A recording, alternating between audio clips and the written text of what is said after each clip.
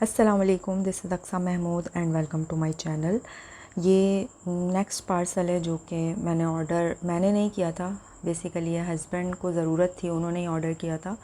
तो उन्होंने कहा कि तुम अच्छे से अनबॉक्स कर लेती हो तो ये भी अनबॉक्स कर लो। तो मैंने कहा नहीं, आपका पार्सल है, आप ही अनबॉक्स करें। कह रहे नहीं, तुम कर लो। अच्छा, इसकी पेमेंट जो है वो ऑनलाइन मीज़ान बैंक से आई थिंक दे दी थी, तो इस पर इसलिए PKR 0 लिखा हुआ है, नहीं तो COD के थ्रू हम देते हैं। ये अब तक जो हमने दराज पे ऑर्डर दिए ना, ये पहला पार्सल है जो कि इसकी एडवांस पेमेंट हमने ऑनलाइन ही कर दी थी। नहीं तो जितने भी अब तक हमने ऑर्डर दिए हैं वो सब हम COD के उस पर ही रखते हैं कि जो दराज का राइडर होता है वो हमारा पार्सल लेकर हमारे गेट तक आता है और फिर हम उसको पेमेंट देते हैं। वो हमें पेमेंट बताता है कितनी है और फिर वो हम पार्सल रिसीव करते हैं। अच्छा, माशाल्लाह अब तक हमने जितने भी ऑर्डर दिए हैं, बड़े हों छोटे हों, वेल पैक्ड होते हैं। चाहे वो फ्रेजाइल हो या फिर नॉर्मल कोई भी सामान हो, बहुत अच्छी तरह से पैक किया हुआ होता है। तो अनबॉक्सिंग करते वक्त ना दिल वाकई में खुश हो जाता है। और अब तक मैंने काफ़ी चीज़ें सेल भी की हैं, ऑर्डर भी की हैं। तो अब तक मेरे एक्सपीरियंस के मुताबिक जो पैकेजिंग होती है ना, वो कस्टमर का 50% एतमाद तो जीत ही लेती है। मतलब प्रोडक्ट देखने से पहले ही पैकेजिंग कस्टमर को अगर पसंद आ जाए तो। अच्छा, एज़ यूजुअल हम सब बच्चे मिलकर ही अनबॉक्स करते हैं।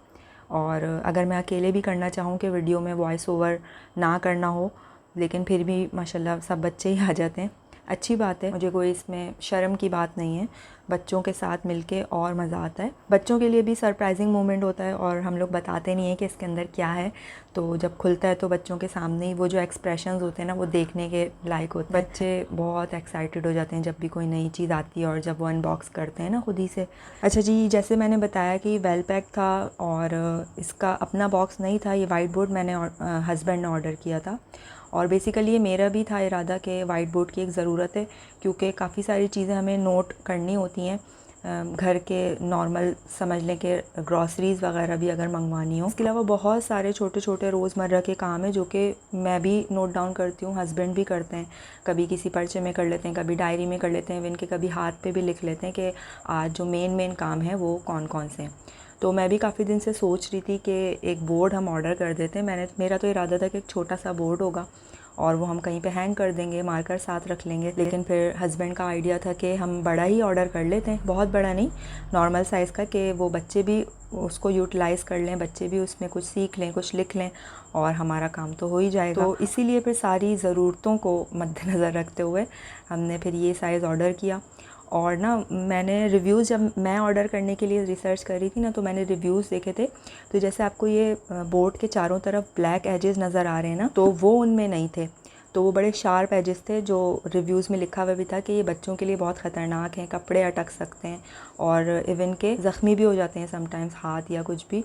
तो मुझे यही था कि अगर इस तरह का कोई आया ना तो फिर मसला हो जाएगा, कभी कपड़ों में अटक रहा है या कभी बच्चे के कोई ज़ख़म हो जाए। तो ये चीज़ मैंने सबसे पहले देखी कि इसके जो एजेस हैं ना वो कवर्ड हैं, सिक्योर हैं।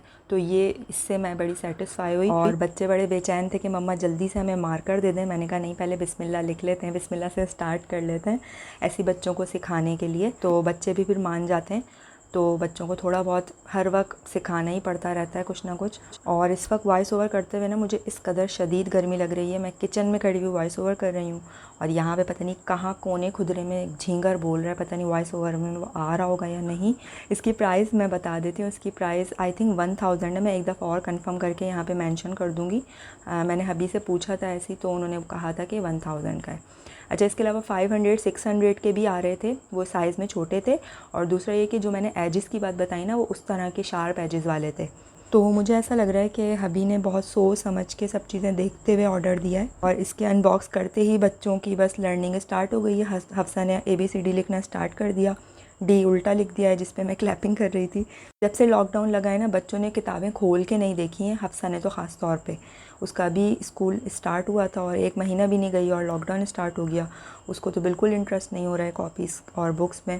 तो हफ्सा को ये बहुत अच्छी एक्टिविटी मिल गई है उसको सीखने के लिए। ओवरऑल मुझे पसंद आया, बिल्ड क्वालिटी बहुत अच्छी है। एक चीज़ की मुझे कमी लगी कि इसके पीछे कार्डबोर्ड है। अगर ब्लैक बोर्ड होता तो आई थिंक वो शायद ठीक ना होता, क्योंकि चौक का पाउडर जो है ना वो बड़ा ही इरिटेट करता है और आई थिंक अब चौक का फैशन भी ख़त्म हो चुका है। अच्छा, इसमें हैंग करने के लिए भी ना हुक्स दिए हैं, लेकिन हुक्स बड़े छोटे लगे मुझे, कील का कोई ऑप्शन नहीं नहीं है। So I hope you like this video. मिलते हैं इंशाल्लाह नेक्स्ट वीडियो में। Till that time take care. अल्लाह हाफ़िज़।